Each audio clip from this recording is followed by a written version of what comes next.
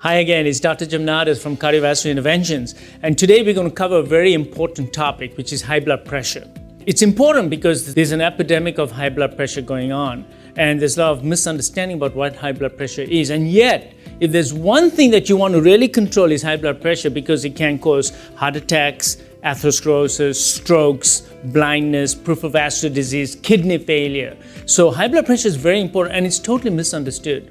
So as a cardiologist, I see patients with high blood pressure, but they already have end organ damage. So today I want to tell you what the incomplete workup of high blood pressure is. Traditionally, when patients come to see us for high blood pressure, we say that, 95% of them are primary essential hypertension.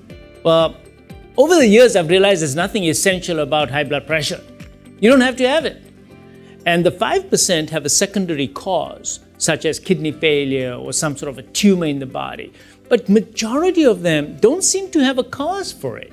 And therefore, the next thing is we take out the prescription pad and we give you blood pressure medications. And that's right, we do want to get the blood pressure down, and you do want to get on medications now, early, before you start developing end organ damage. But the incomplete examination, I want you to think about the things that I'm going to tell you next. Over the years, I've realized that many patients actually can reverse their high blood pressure, unlike what I was taught in medical school, that essential hypertension is just essential.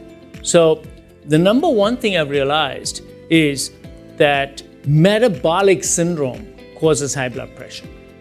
If you reverse metabolic syndrome, high blood pressure goes away. What is metabolic syndrome? Metabolic syndrome is a cluster of high blood pressure. You have a low HDL, a high triglyceride, you're overweight, your body mass index is over 25, and particularly most of the mass is around the belly. And if you look around, there's a lot of people with this condition.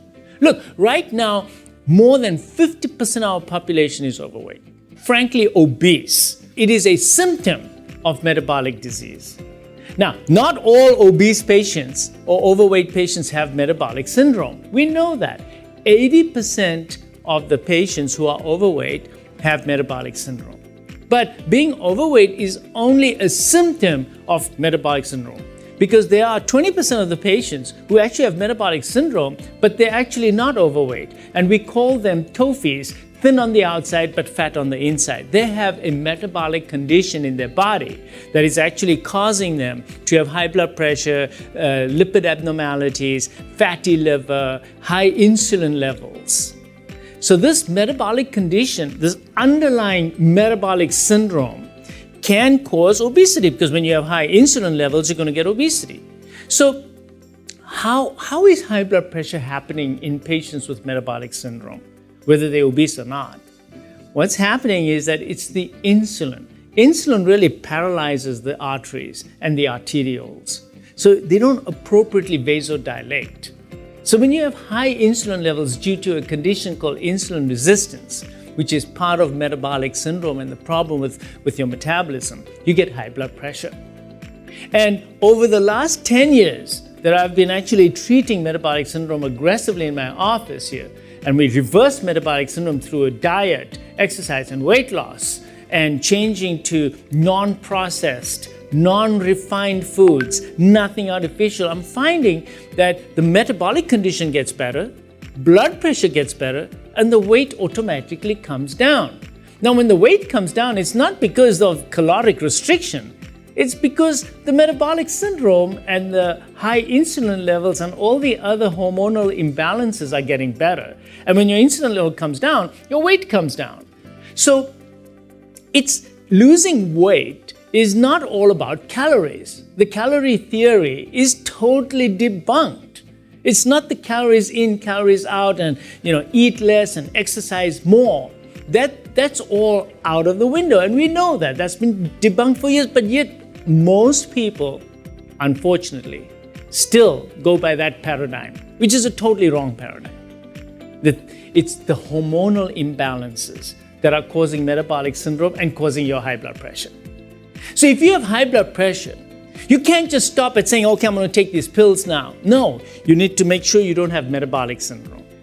You need to make sure you don't have sleep apnea, which goes along with, of course, being obese, but sometimes non-obese patients can also have sleep apnea. You need to make sure, of course, there's no kidney problems and any congenital problems that you may have. And other causes, there are some very rare causes of hypertension too. But a complete workup includes your metabolic workup. So unless you know your insulin levels, unless you really know your inflammatory markers in your body, your triglyceride and your HDL and the ratio of triglyceride to HDL, unless you know these in your blood tests, you're not going to know what's driving your high blood pressure. So I've taken hundreds of patients off antihypertensive therapy by addressing metabolic syndrome. How do we address it? How do we treat it? It's through diet mostly. It's through diet and lifestyle changes. So it's eating non-processed foods, non-refined products, no artificial things, nothing that's processed, and eating whole foods only. And then the second part of it is I do intermittent fasting and time-restricted feeding in the office because that restores insulin sensitivity. And there's some videos which are already linked to this one on how to reverse diabetes and insulin resistance through diet and intermittent fasting. So you can look at those, but that is one of the most powerful things you can do to restore insulin sensitivity. When insulin sensitivity comes back again, your insulin levels come down. As the insulin levels come down, your blood pressure gets better as well. So I hope that you found this very helpful because hypertension is not the end of the road. It means you now have the real work of finding out why you have high blood pressure and how you can reverse it.